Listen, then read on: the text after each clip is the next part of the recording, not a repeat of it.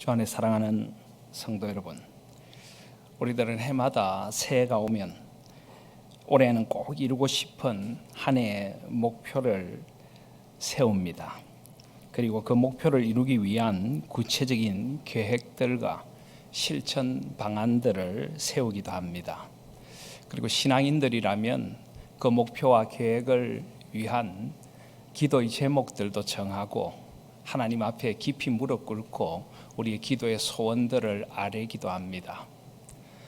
여러분은 2021년 어떤 목표와 계획을 세우셨습니까?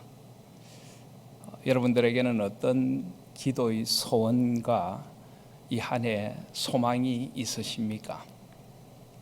혹시라도 코로나19라는 긴 고난의 터널을 지나가면서 지치고 힘이 빠져서 올해는 아무런 계획도 없이 꿈도 없이 한 해를 시작하지는 않으셨는지요? 우리 하나님께서는 너희 안에서 행하시는 이는 하나님이시니 자기의 기쁘신 뜻을 위하여 너에게 소원을 두고 행하게 하신다고 말씀하셨습니다. 하나님 안에서 거룩한 소원을 품고 이 한 해를 시작하실 수 있는 저와 여러분들이 되시기를 바랍니다. 코로나19가 아무리 우리를 지치게 하고 우리가 사는 세상을 뒤흔들어 놓는다고 할지라도 코로나19가 세상을 다스리는 것이 아니라 하나님께서 세상을 다스리심을 잊지 않으시기를 바랍니다. 하나님 안에서 거룩한 소망을 품고 한 해를 시작하시는 저와 여러분들이 되시기를 바랍니다. 그런데 그러면서 저는 이런 생각도 해봅니다. 우리 마음속에 새해의 소망이 있다면, 우리 마음속에 2021년을 향한 꿈과 소원이 있다면 우리 하나님의 마음에는 소원이 없으실까요? 우리는 언제나 새해가 되면 우리의 소원, 우리의 계획, 우리의 목표를 세우고 그것을 하나님께 아뢰기에 분주한데 하나님께서 우리를 향한 새해의 소원에 대해서는 우리는 너무 무딘 것 아닐까요? 어쩌면 우리의 우선순위가 조금 바뀐 것 아닌가 하는 생각을 해보게 됩니다.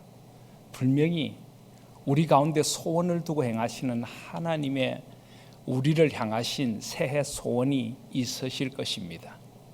새해에 우리가 이런 존재가 되어 주었으면, 우리가 이런 일들에 좀 더 힘쓰는 사람이 되어 주었으면, 우리가 다른 이들을 이렇게 대해 주었으면 하나님의 마음에 우리를 향한 바람과 기도가 없으실까요? 우리 가정이 새해는 이런 가정이 되어 주었으면, 우리의 공동체, 교회가 이런 교회가 되어 주었으면, 이 사회가, 이 땅이 이런 곳이 되어 주었으면 하나님의 마음에 우리를 향하신 하나님의 뜻과 소원이 분명히 있으실 것입니다. 그러므로 새해를 맞는 우리의 자세는 먼저 하나님 앞에 나가 깊이 무릎 꿇고 하나님의 뜻과 소원을 물어야 할 것입니다.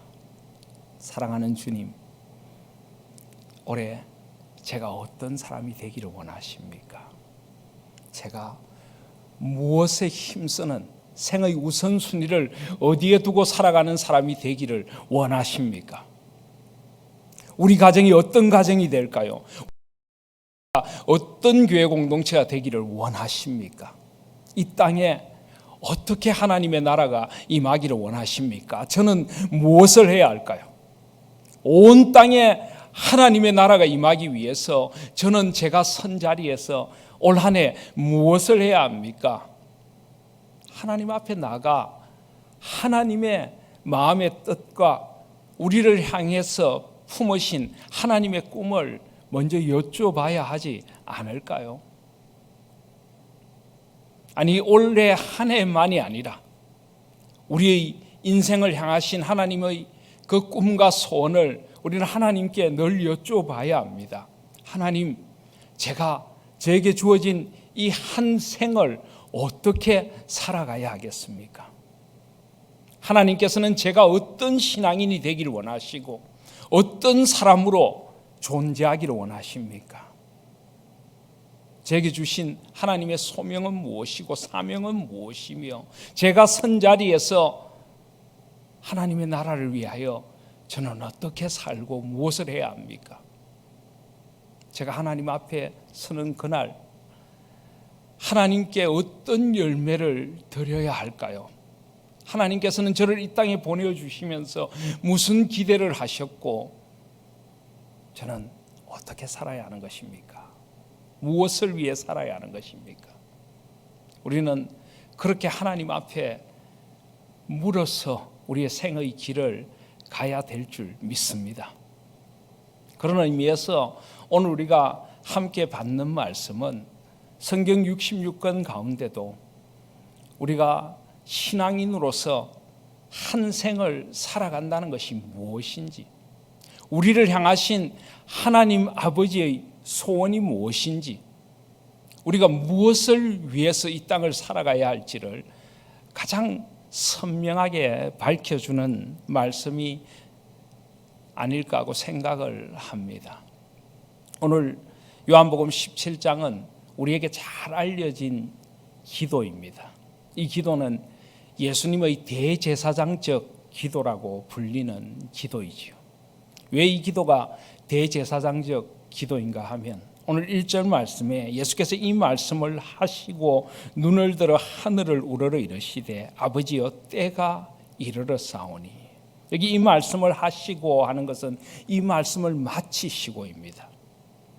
요한복음 17장 앞에는 예수님의 고별 강화가 나타납니다. 십자가를 향해 나아가시며 마지막으로 제자들에게 하나님 나라의 도, 섬김의 비전, 그리고 성령 하나님께서 오셔서 이루실 일들, 하나님 안에 농부 되신 하나님 앞에서, 그리고 포도나무의 그 가지로 우리가 어떻게 살아가야 하고 우리가 어떤 꿈을 품고 살아가야 할지 예수님은 마지막 고별 강화를 하셨습니다.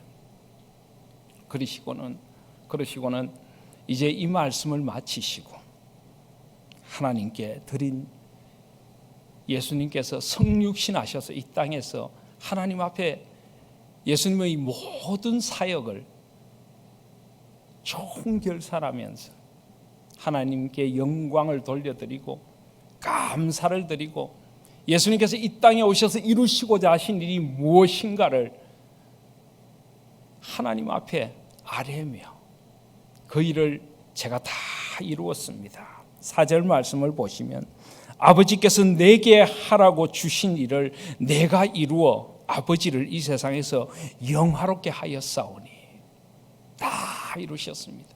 아버지께서, 성부 하나님께서 성자 예수 그리스도를 이 땅에 보내셔서 하시고자 하신 일들, 그것을 성자 예수 그리스도께서 성육신하신 인간으로 오셔서 다 이루셨다는 것입니다.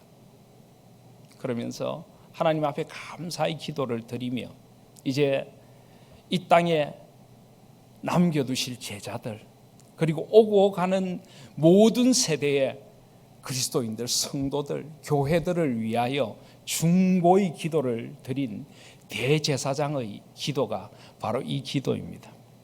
그래서 우리는 이 요한복음 17장에서 예수 그리스도께서 우리를 위하여 해주신 일들이 무엇인가, 우리를 위하여 품으신 그분의 꿈이 무엇인가, 그분의 기도가 무엇인가를 이 말씀 속에서 발견을 할 수가 있습니다. 이 말씀에서 우리는 신앙인으로 한 생을 살아간다는 것이 무엇을 의미하는 것인지, 우리의 꿈과 소망은 궁극적으로 무엇이 되어야 하고 우리는 어떻게 살아야 하는 것인지, 그 모든 것을 이 말씀 안에서 발견할 수가 있는 것입니다. 그렇다면 올 한 해 우리를 향한 하나님의 마음의 소원도 여기서 발견할 수 있을 것입니다. 우리가 우리의 남은 생을 어떻게 살아가야 할 것인지, 이제는 이 코로나19라는 우리가 상상하지도 못했던 재앙 앞에서 다시 한번 인생의 근본으로 돌아가서 본질로 아드 폰테스 근원으로 돌아가서 다시 한번 하나님께서 우리를 왜 이 땅에 존재하게 하셨는가, 그 거룩한 소명과 사명 앞으로 나아가며 이 말씀을 들어야 할 것입니다.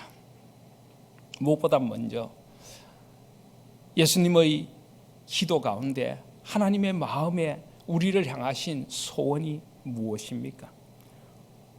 우리가 신앙인으로 한 생을 어떻게 무엇을 위해 살아가기를 원하십니까? 오늘 말씀해 보시면 2절에 아버지께서 아들에게 주신 모든 사람에게 영생을 주게 하시려고 만민을 다스리는 권세를 아들에게 주셨음이로소이다. 예수님은 왜 이 땅에 오셨습니까? 그것은 바로 영생을 주시려고 오셨습니다. 그러므로 우리는 예수 그리스도께서 이 땅에 오셔서 우리를 위하여 해주신 일, 영생을 주신 일, 신앙인으로서 가장 우선적으로 우리가 누려야 할 것이 바로 이 영생인 것입니다. 우리가 가장 관심을 쏟아야 할 것이 영생을 누리는 것입니다. 영원한 생명을 이 땅에서 살아가는 것입니다. 그것이 바로 우리를 향한 하나님의 소원이고 예수 그리스도께서 십자가를 향해 그 고난의 길을 나아가신 이유이고 죽음의 권세를 깨뜨리고 부활하셔서 새로운 생명을 주신 이유인 것입니다. 영생을 누리게 하려고. 그런데 여러분, 영생이란 무엇입니까? 영생은 말 그대로 영원한 생명이죠. 영원히 사는 것이죠. 그런데 그냥 영원히 살면은 영생입니까? 끝없이 산다는 것만이 영생의 모든 것일까요? 성경적으로 하면은 하나님 안에 있는 사람만이 아니라 하나님 밖에 있는 사람도 어떤 의미에서는 영원히 삽니다. 영원한 저주와 영원한 형벌 가운데 놓여지게 되는 것입니다. 그렇다면 그런 영생과 우리의 영생은 어떻게 다른 것입니까? 사실 이 영생이라고 하는 것은 두 단어의 조합입니다. 영이라고 하는 것은 시간의 의미죠. 영원하다는 것입니다. 그런데 생이라고 하는 이 생명은 그냥 단순한 생명이 아닙니다. 이것은 최상의 생명입니다. 바로 하나님의 생명. 하나님의 생명을 우리가 받아 이 땅에서 누리게 되고 영원히 누리게 되는 것이 영생인 것입니다. 그냥 무조건 오래 사는 것이 아닙니다. 그런데 하나님의 생명을 받아 누린다는 것은 또 무엇입니까? 4절은 그것을 우리에게 가르쳐 주십니다. 영생은 곧 유일하신 참 하나님과 그가 보내신 자 예수 그리스도를 아는 것이니이다.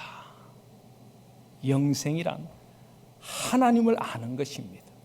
예수 그리스도를 아는 것입니다.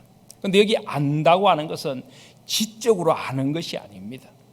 그냥 경험적으로만 아는 것이 아닙니다. 이것은 전 존재적인 암이라고 할 수가 있습니다. 이것은 말로 설명할 수 없을 정도로 깊은 관계 속에서 아는 것입니다. 그리고 그 암 속에서 점점 사랑이 깊어져 가는 것입니다. 그래서 우리 전 존재로 하나님을 알고 하나님을 알기 위하여 우리의 생의 모든 것을 추구하고 하나님을 더 사랑하기 위하여 그 하나님을 사랑함으로 이 세상을 살아가는 것이 바로 이 안다고 하는 것입니다. 마음을 다하고 뜻을 다하고 힘을 다하고 생명을 다하여 하나님을 알고 사랑하는 것, 이것이 바로 아는 것입니다. 하나님께서는 우리가 그렇게 하나님을 알고 사랑하기를 원하십니다.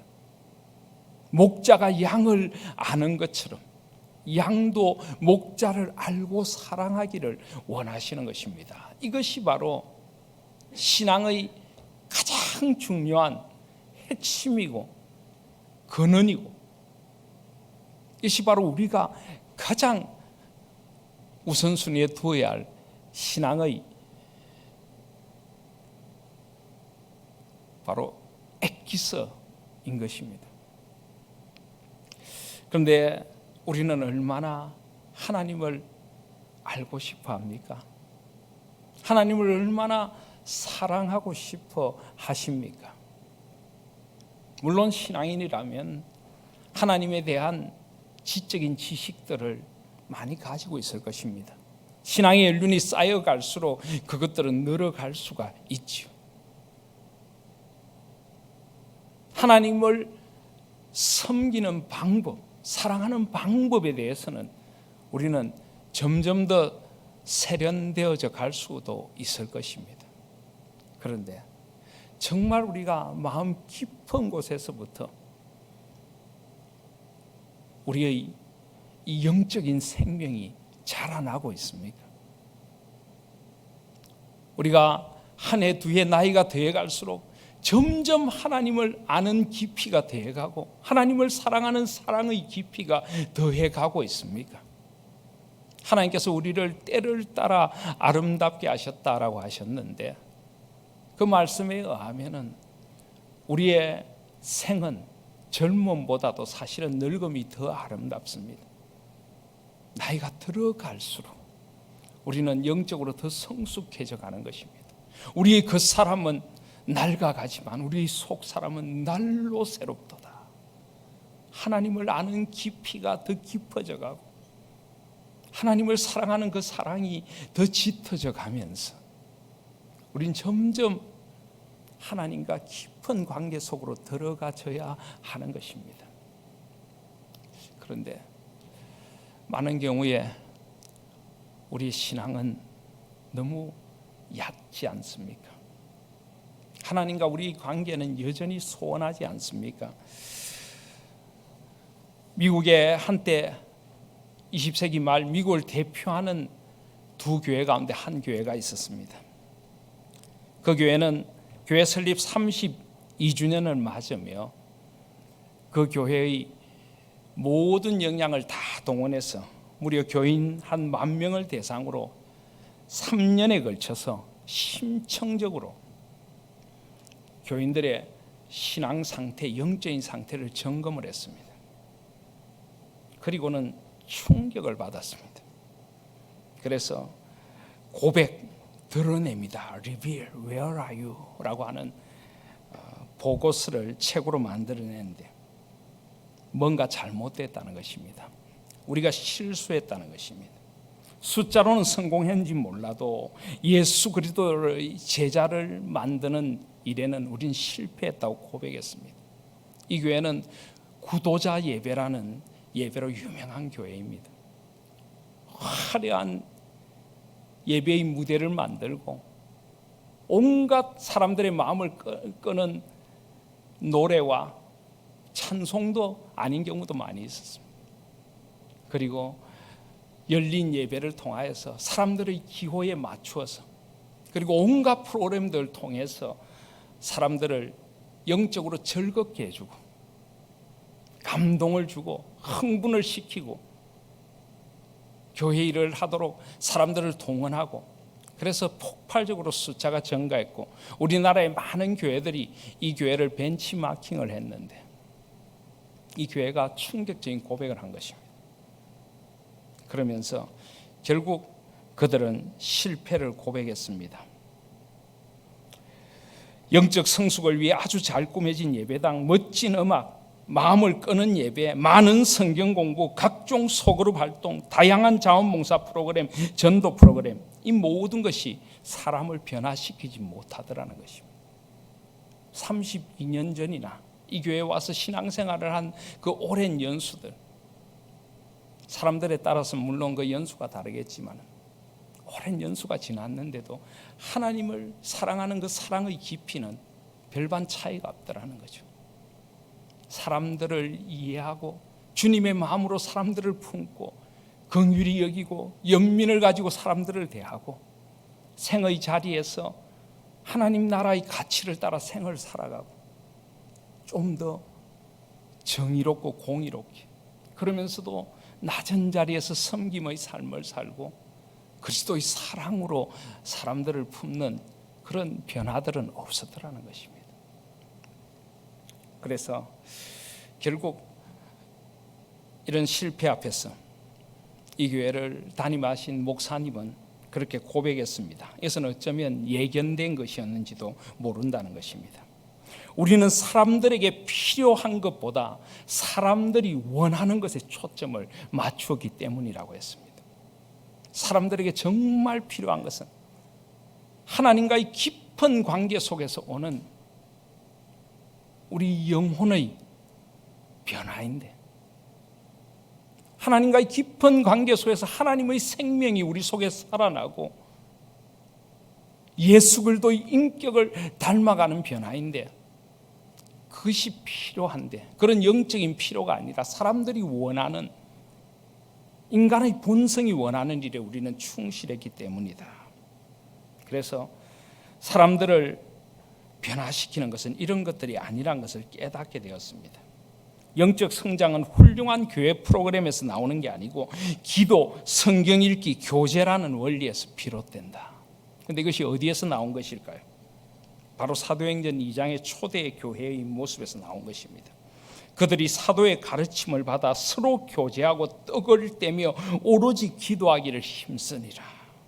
하나님의 말씀, 그 말씀 안에서 내가 하나님을 만나는 것입니다.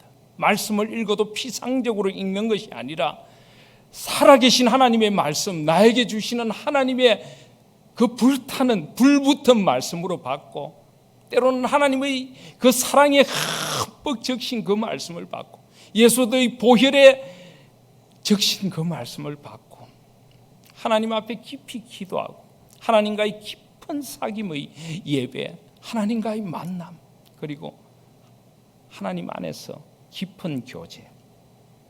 초대교회는 화려한 건물도 없었고 좋은 오케스트라, 찬양대, 찬양팀, 잘 짜여진 프로그램, 예배 순서, 그런 것들이 없었지만은 그들은 하나님 안에서 놀랍게 하나님의 하나님 되심을 드러내고, 오늘 예수 그리스도께서 하나님을 영화롭게 한다는 말이 계속 나오는데, 하나님을 영화롭게 하는 것이 무엇입니까? 나의 전 존재와 전 삶을 통해서 하나님의 영광과 하나님이 어떤 분이신가를 드러내는 것입니다. 그래서 세상 사람들로 하여금 하나님이 찬양과 경배를 받으시도록 하는 것이 우리가 하나님께 영광을 돌리는 것이죠. 초대교회의 성도들은 그렇게 살았다는 것입니다. 그래서 온 세상이 뒤집어지는 역사가 일어나는데, 결국 그런 변화가 우리에게는 우리 자신에게서부터도 나타나지 않았다는 것이죠.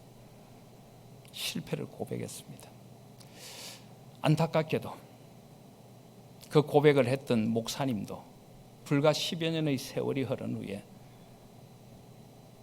부끄러운 숨긴 죄들이 많다는 것이 드러나게 되었고, 결국은 불명예스럽게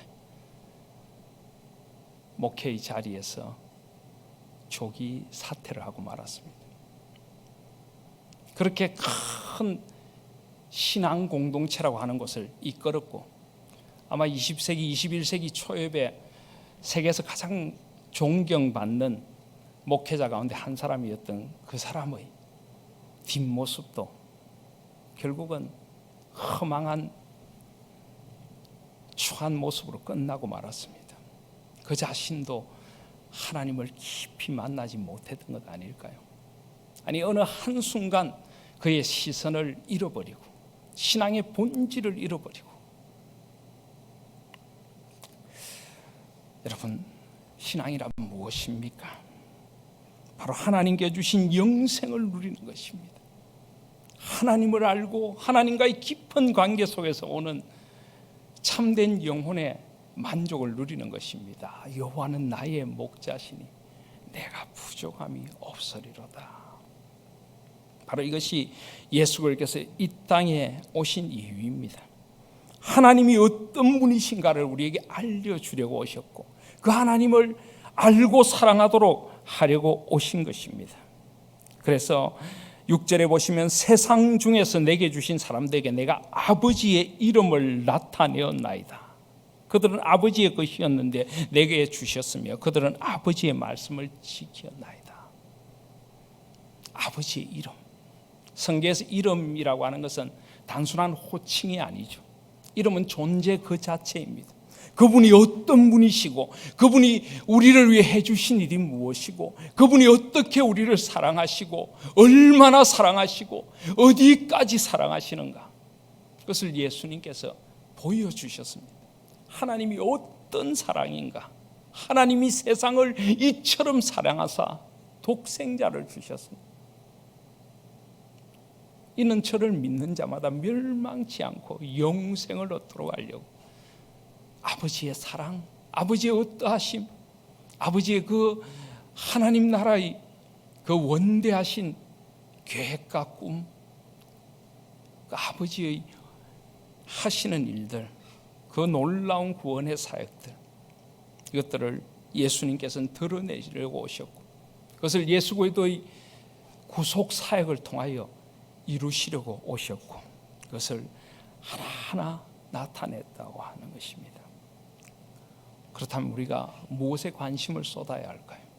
우리의 초점이, 우리의 시선이 어디에 있어져야 하는 것입니까?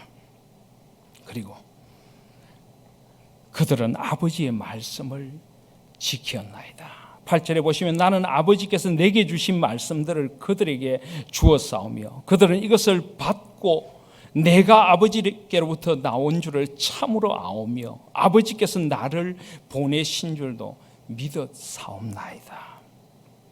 우리가 어떻게 하나님과 깊은 교제를 나눌 수가 있습니까? 살아계신 하나님과. 물론 우리는 하나님과의 깊은 만남을 가질 수가 있습니다. 기도를 통하여, 찬양을 통하여, 깊은 묵상을 통하여 삶의 모든 자리에서 사실은 우리는 하나님을 만나고 하나님의 뜻을 깨닫고 하나님의 마음을 깨닫고 하나님과 잇대어 영원한 생명을 살아가는 것입니다. 그런데 그런 것 가운데 가장 중요한 것이 말씀입니다. 우리가 신학적으로 보면 뭐 일반 은총이란 것이 있고 특별 은총이란 것이 있지 않습니까? 온 세상에 하나님을 알만한 것들이 가득합니다. 그렇지만 인간의 타락한 본성 때문에 우리는 그런 일반 은총적인 측면에서 우리는 자칫하면 주관적인 오류에 빠질 수가 있습니다. 그래서 우리에게는 절대 진리의 말씀인 성경이 필요한 것입니다. 말씀을 통하여. 성경이란 무엇입니까? 성경은 하나님이 어떤 분이시며 하나님께서 우리를 위해 해주신 일이 무엇이며 하나님께서 우리를 어떻게 사랑하시는지, 세상 역사의 시작부터 마침까지 하나님의 그 원대한 계획이 무엇이고 세상을 어떻게 바라보아야 하고 어떤 가치관을 가지고 세상을 살아가야 하고 어떻게 사랑해야 하는지, 그것을 우리에게 일깨워 주신, 우리를 창조하신 하나님의 말씀이고 우리를 하나님의 형상으로 회복시키기 위한 하나님의 처방전이고 하나님의 우리 삶에 대한 오직 유일한 한 지침이 되는 것입니다. 그래서 우리는 이 말씀 속에서 하나님을 알고 만나고 하나님을 사랑해야 하는 것입니다. 오늘 예수님께서 말씀하신 것처럼 이 하나님의 말씀을 받아야 하고 이 말씀이 참으로 진리인 것을 알아야 하고 그리고 믿어야 하는 것입니다. 그래서 어떤 사람은 성경은 믿음과 소망과 사랑의 책이라고도 부릅니다. 성경은 우리가 믿어야 할 바가 무엇인가를 가르쳐 줍니다. 우리가 믿는 하나님이 어떤 분이시고 그분이 우리를 위해 해주신 일이 무엇인가, 우리 믿음의 근거가 무엇이고 우리 믿음의 내용이 무엇이고 우리 믿음의 그 부요가 무엇인가를 가르쳐 줍니다. 그리고 성경은 우리가 소망해야 할 바를 가르쳐 줍니다. 우리의 소망이 어디에 있고 우리가 무엇을 소망하고 우리의 소망하는 바가 어떻게 이루어질 것인지, 그리고 성경은 우리가 어떻게 사랑하며 살아야 하는지, 사랑이 무엇인지, 하나님의 사랑이 무엇이고 우리는 그 사랑을 받은 존재로서 어떻게 사랑하며 살아야 하는지, 믿음, 소망, 사랑의 책입니다. 바로 이 성경을 통하여 우리는 하나님을 알아갈 수 있습니다. 그러나 성경을 통하여 하나님을 알아간다고 하는 것 역시 지적인 작업만은 아닙니다. 하나님께서 우리에게 지성을 주셨고 이성을 주셨고 감성을 주셨고, 그렇지만은 우리의 그런 것들을 통하여 성경을 더 깊이 이해할 수 있지만, 그러나 성경은 머리로만 이해되어서는 안 되는 것입니다. 살아계신 하나님의 말씀, 나를 향한 하나님의 그 사랑이 뚝뚝 묻어나오는 가슴 절절한 말씀으로 우리가 성경을 받아야 하는 것입니다. 머릿속에 맴도는 말씀이 아니라 우리의 마음 깊은 곳, 우리의 영혼을 어루만지시는 말씀, 나의 모든 피로를 아시고 나의 모든 눈물을 아시고 나의 모든 좌절을 아시고 나의 모든 아픔을 아시는 하나님께서 나에게 주시는 하나님의 말씀, 보혜사, 우리의 진정한 위로자, 우리의 진정한 상담자, 우리의 진정한 생의 인도자 되시는 삼위 하나님께서 창조와 구원과 섭리의 말씀을 우리에게 주시고 계신 것입니다. 그래서 우리는 그렇게 말씀을 듣고 살아가야 하는 것입니다. 이 한해, 아니 우리 남은 생의 시간들을 하나님을 더 깊이 알고 더 깊이 사랑하기 위하여 말씀 앞으로 나아가시고 기도의 깊은 무릎으로 나아가시고 찬양하고 감사하고 하나님의 그 한량없으신 은혜 안에서 하나님을 더 깊이 알아가시고 하나님과 더 가까워져 가실 수 있는 저와 여러분들이 되시기를 바랍니다. 그것이 생의 우선순위가 되실 수 있기를 바랍니다. 하나님을 위하여 여러분들의 소중한 시간을 드리고 여러분의 지성과 여러분의 이성과 여러분의 감성과 여러분의 삶을 드리시기를 바랍니다. 사랑한다면 함께 있는 것입니다. 우리는 너무 분주한 세상을 살아갑니다. 올해 여러분들의 시간표에 하나님과 함께하는 시간이 얼마나 있으신가요? 하나님을 더 깊이 알아가고자 하는 그 열망이 여러분의 한 해의 계획과 목표에 있으신가요? 하나님을 사랑하기에 내가 변화되어야 할 부분이 무엇인지 그런 결심과 소원이 있으십니까? 예수님의 두 번째 소원은 바로 그 첫 번째 소원과 잇대어 있는 것입니다. 오늘 말씀해 보시면 9절에 내가 그들을 위하여 비옵나니라고 합니다. 여기 그들은 제자들, 그리고 계속되는 이 기도 속에서 더 확장되면 오고 가는 모든 세대의 예수 그리스도의 제자들, 신앙인들, 그리스도인들입니다. 그들을 위하여 비는데 그들을 위한 기도가 무엇입니까? 내가 비옵는 것은 세상을 위함이 아니요 내게 주신 자들을 위함이니이다. 그들은 아버지의 것이로소이다. 신앙은 하나님이 누구신가를 알아가는 것이고 동시에 하나님 앞에선 내가 누구인가를 알아가는 것입니다. 하나님 앞에서 나란 존재를 알아가는 것이고, 그래서 내가 하나님 앞에서 변화되고 새롭게 되어져 가는 것입니다. 그래서 여기에 나는 누구인가를 말씀합니다. 나는 누구입니까? 아버지의 것입니다. 여기 아버지의 것이라고 번역되어 있는 이 것이라고 하는 것은 사실은 사람들로도 번역될 수 있는 말입니다. 우리는 아버지의 사람들, 아버지의 자녀들입니다. 이것이 우리의 신분입니다. 하나님이 원하시는 우리의 모습입니다. 아버지의 자녀들. 이렇게 말씀드리면 이건 너무 평범한 것 아닙니까? 우리는 늘 하나님 아버지라고 고백하는 자녀들 아닙니까? 그런데 여러분, 우리가 하나님의 아들, 딸, 자녀들이라면 우리는 어떤 모습이어야 하고 어떤 삶을 살아야 할까요? 저와 여러분의 살아가는 모습이 정말 하나님의 자녀답습니까?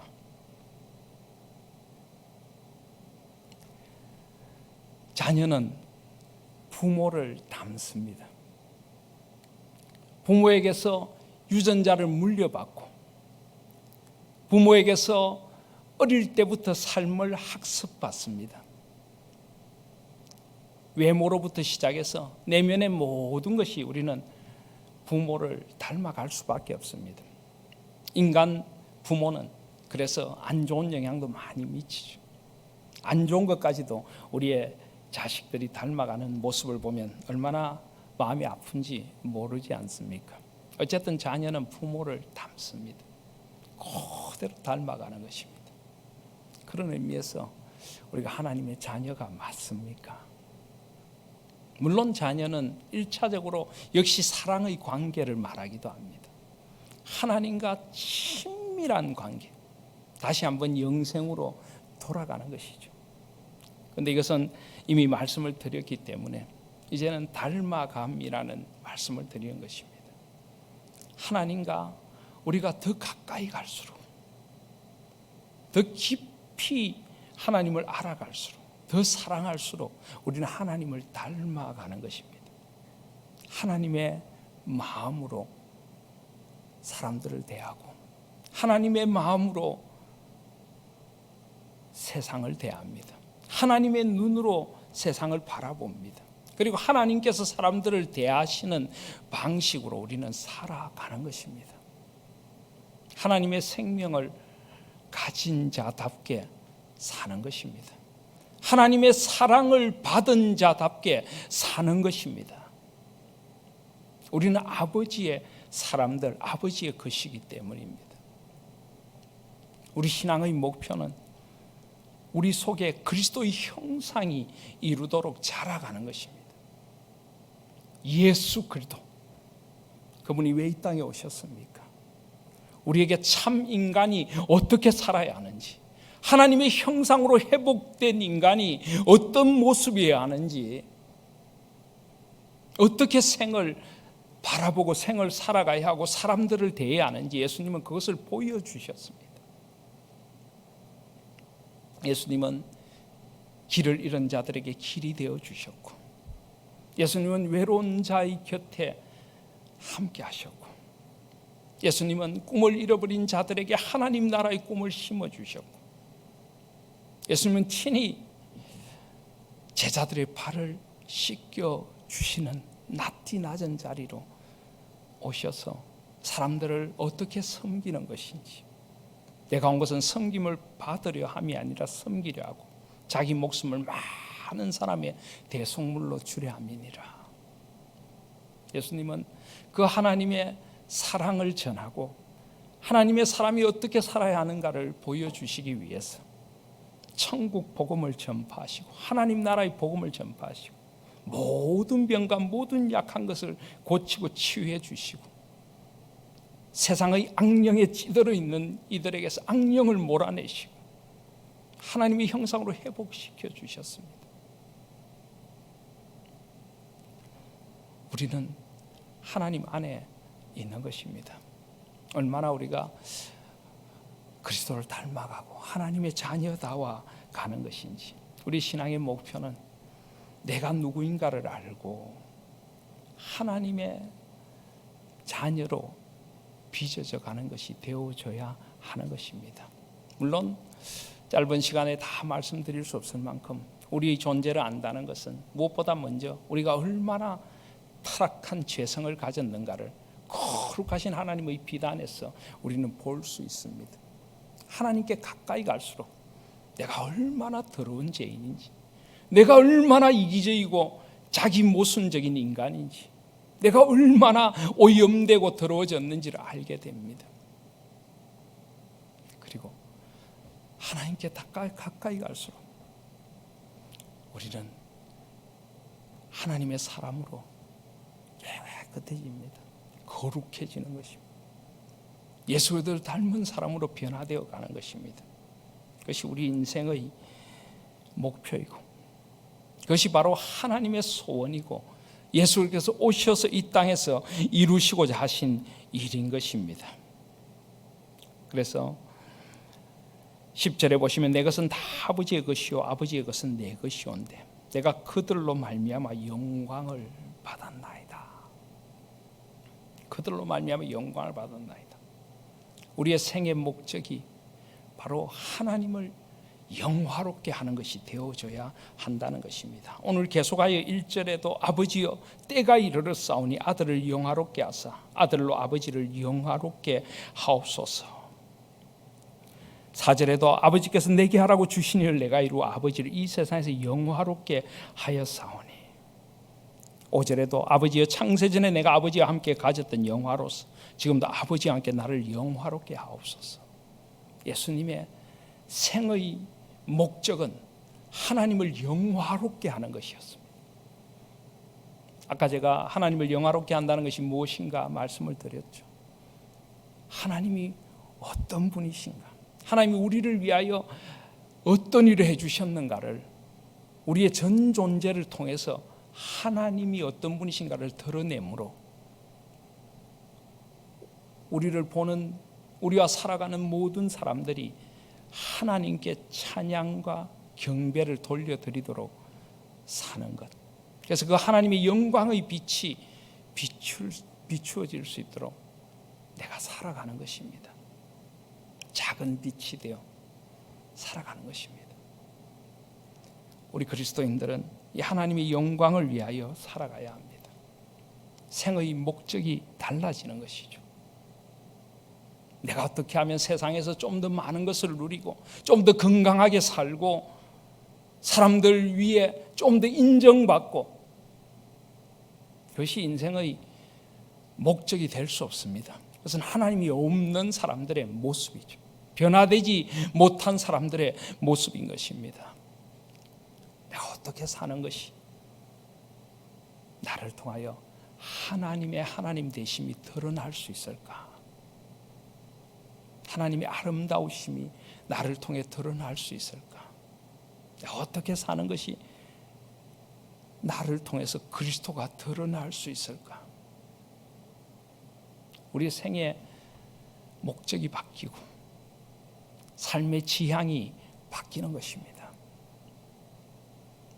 예수님께서는 바로 우리가 그런 존재, 하나님의 자녀가 되도록 하기 위해 오셨고, 하나님의 자녀로 한평생을 자라가다가 저 영원한 아버지의 품으로 돌아가는 그 길이 되어지고자 오신 것입니다.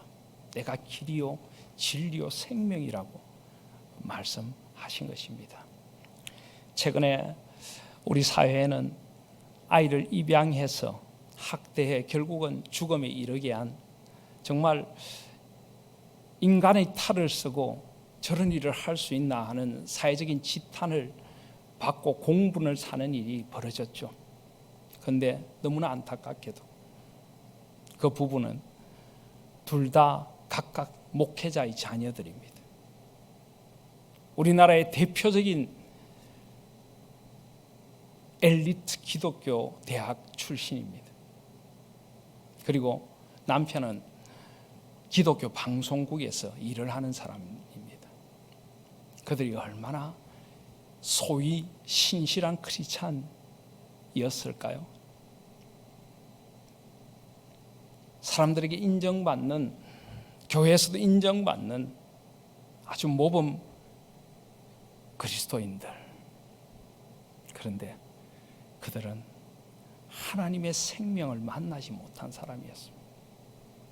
하나님의 생명을 만났다면 그들이 생명을 그렇게 가볍게 대할 수 있겠습니까? 하나님의 사랑을 만났다면 그들이 사랑이 무엇인지 그렇게 모르는 행동을 했을까요? 어쩌면 이것은 우리 기독교인들의 민낯은 아닐까요? 우리가 하나님의 자녀입니까? 그것이 주님의 두 번째 소원인 것입니다. 마지막 세 번째 소원은 우리가 하나 되는 것입니다. 오늘 11절에 보시면 나는 세상에 더 있지 아니하오나 그들은 세상에 있사옵고 나는 아버지께로 가옵나니 거룩하신 아버지여, 내게 주신 아버지의 이름으로 그들을 보전하사 우리와 같이 그들도 하나가 되게 하옵소서. 사실 예수님의 이 기도는 이때부터 시작하여 계속 하나됨에 초점을 맞춥니다. 오늘 본문 말씀은 아니지만 21절에 보시면 아버지께서 내 안에 내가 아버지 안에 있는 것 같이 그들도 다 하나가 되어 우리 안에 있게 하사 세상으로 아버지께서 나를 보내신 것을 믿게 하옵소서. 예수님의 소원, 하나님 아버지의 우리를 향한 소원은 우리가 하나 되는 것입니다. 그래서 이 하나됨의 본보기가 무엇입니까? 바로 아버지께서 내 안에 내가 아버지 안에. 하나님 아버지가 예수 그리스도와 하나시고 성령께서 하나시고 바로 삼위가 일체이신 것. 삼위는 각각 다르시지만 그러나 다른 분이 아닌 일체신 분이십니다. 이것은 삼위의 신비죠. 성부는 성자가 아니시고 성자는 성령이 아니시고 성령은 성부가 아니신데 성부, 성자, 성령은 한 하나님, 일체이신 하나님이십니다. 인간이 이해할 수 없는 신비입니다. 그런데 바로 그 신비로운 연합이 하나님 안에서 우리 가운데도 가능하다는 것입니다. 삼위가 일체로 존재하시듯이 삼위께서 각각 하시는 그 신성의 사역들이 다르지만은 그 다름이 일체이신 하나님 안에서 하나로 일체가 되는 그것, 바로 이것이 교회의 아름다움입니다. 예수를 머리로 하여 우리는 각각 그 지체입니다. 그런데 그리스도 안에서 하나입니다. 다양성 속의 일치, 그것이 바로 우리의 하나됨입니다. 우리는 각각 하나님 앞에 받은 바 삶의 모습들이 다르고 기질이 다르고 생각이 다르고 직업이 다르고 살아가는 모습들이 다 조금씩 다릅니다. 그런데 우리는 하나님 안에서 하나를 이룰 수가 있습니다. 왜냐하면 우리는 한 하나님 안에 있기 때문입니다. 우리를 하나 되게 하시는 분이 바로 하나님이십니다. 성령의 하나 되게 하신 것을 힘써 지키라. 성령께서 우리를 하나 되게 하십니다. 그래서 우리는 사람들을, 교회에서 성도들을 대하고 사람들을 대할 때 그냥 대하는 것이 아닙니다. 하나님 안에서, 하나 되게 하시는 하나님 안에서 사람들을 바라보는 것입니다. 나와 다른 것은 틀린 것이 아닙니다. 물론 우리는 또한 진리 안에 하나 되어져야 합니다. 19절을 보시면 또 그들을 위하여 내가 나를 거룩하게 하오니 이는 그들도 진리로 거룩함을 얻게 하려 함이니이다. 진리 안에, 말씀 안에 하나가 되어져야 합니다. 진리 안에 있을 때 우리는 하나가 되는 것입니다.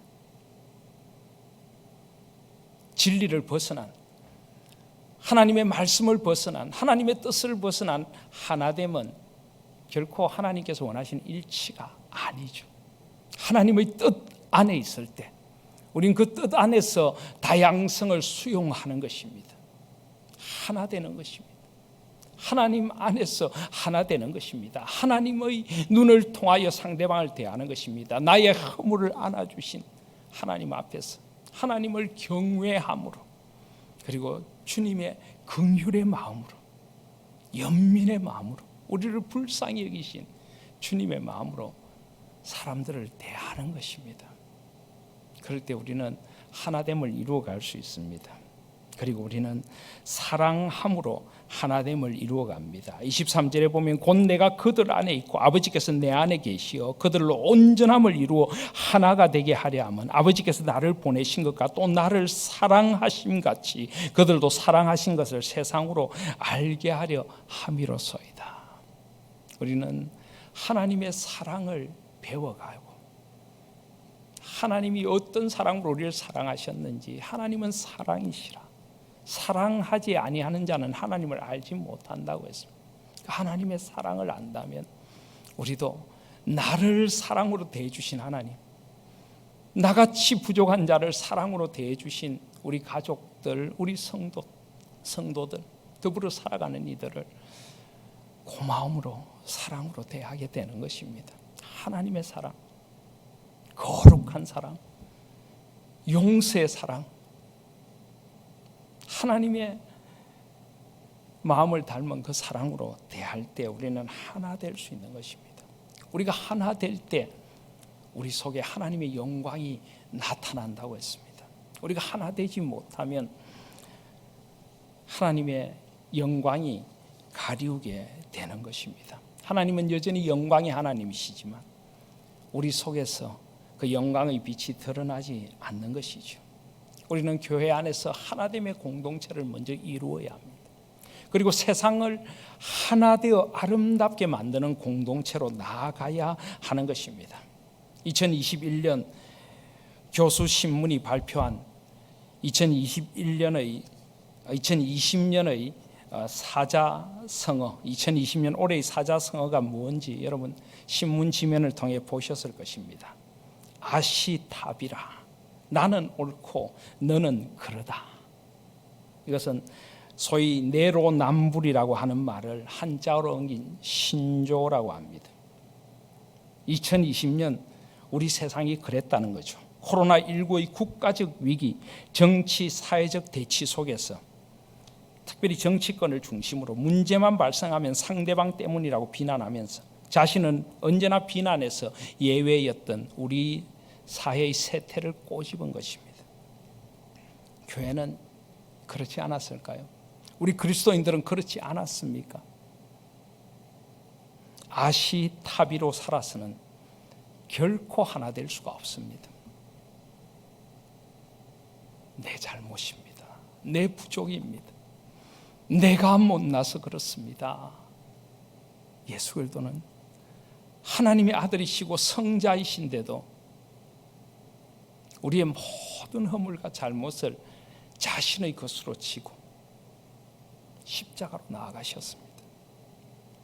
우리가 다른 이들의 허물을 탓할 자격이 있는 것입니까? 나의 허물을 다른 이들에게 전가하는 사람이 하나님의 자녀일까요?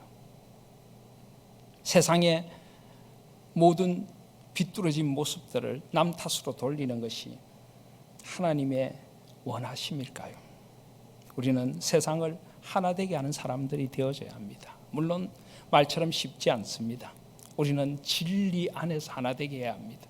이 하나님의 진리를 받아들이지 않는 사람들 사이에서 어떻게 하면 진리 안에서 하나됨을 이룰 수 있을까? 그런데 진리만이 아니라 사랑이 함께 있어져야 합니다. 우리는 우리의 절대적인 진리를 주장하되 겸손하게 다른 이들을 헤아리는 모습으로 예수 그리스도처럼 존재해야 하고 가장 낮은 곳에서 하나님의 뜻이 무엇인가를 우리의 섬김과 희생과 헌신을 통해서 보여주며 우리의 속에는 굴하지 않는 진리에 대한 확신을 가지되 우리의 나타남은 외유내강이라는 말처럼 주님처럼 나는 마음이 온유하고 겸손하니 하는 모습으로 우리는 세상을 하나 되게 하는 사람들이 되어줘야 할 것입니다.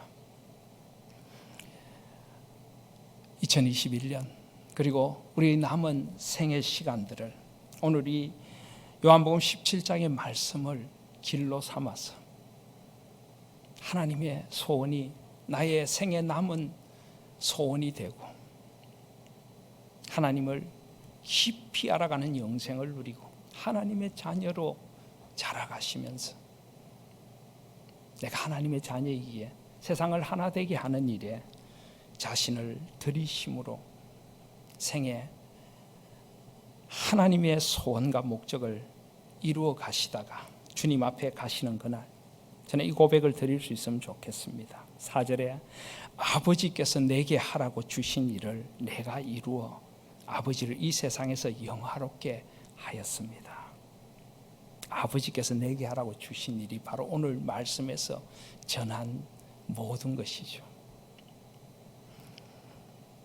우리 묘비에 이 말이 쓰여질 수 있다면 얼마나 우리의 생은 가치 있고 아름다운 것이겠습니까?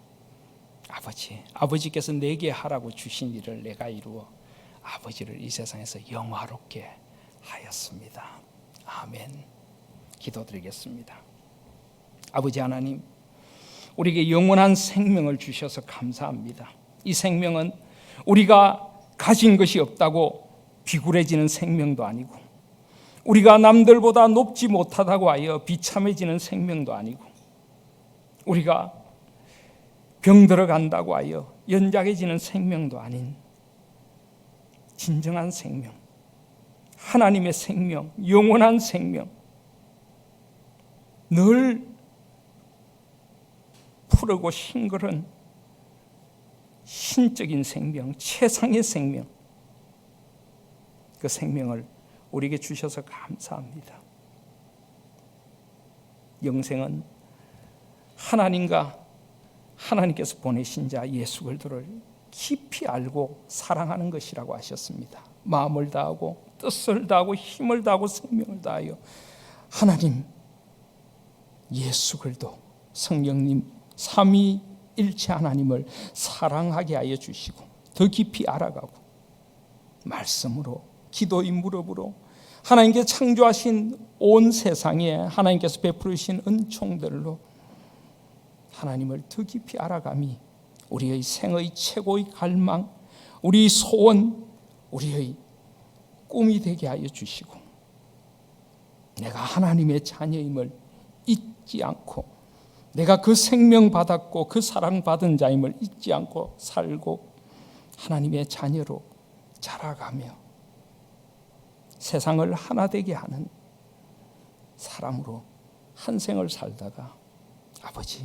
아버지께서 내게 하라고 주신 일을 내가 다 이루어 아버지를 영화롭게 하였습니다. 나에게 풍부해 주신 내 삶의 자리, 내 가정, 내 교회, 내가 서 있는 그 자리, 나의 일터, 나의 삶이 살아 숨쉬는 그곳에서 아버지의 영광스러움이 나타날 수 있도록 살아갈 수 있는 저희들 되게 하여 주시고, 이 고백을 드리며 주님 앞에 갈 수 있는 저희들이 되게 하옵소서. 우리 주 예수 그리스도의 이름으로 기도 올립니다. 아멘.